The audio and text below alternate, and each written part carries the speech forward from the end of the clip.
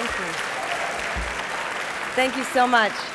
This is such a fantastic evening. I'm sure everyone's having a wonderful, wonderful time, but I'm having the time of my life. I am so honored to be here tonight, being able to participate in the induction of my biggest influences, especially as a child, in music, and that is the Mamas and the Papas.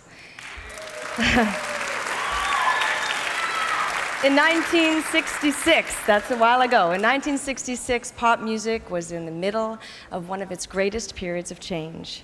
England with its never-ending stream of rock bands, New York with its revolutionary songwriters like Bob Dylan, and Detroit and Memphis with their new directions in R&B.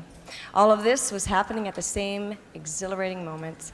But it was also a time when the country and the music was moving west.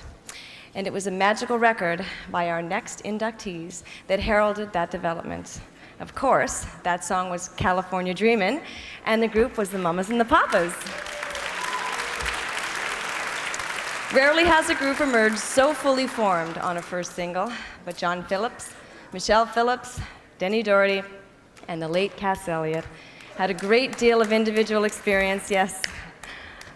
Much of it as part of the vibrant folk scene of the early 60s, and they were ready for action when their time came.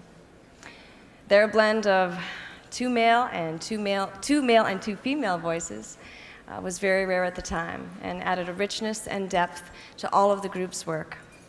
Although the group only existed for 3 years, they left us with such hits as Monday, Monday, I Saw Her Again, Words of Love, their great cover version of the Shirelles' Dedicated to the One I Love, and the hilariously autobiographical Creek Alley.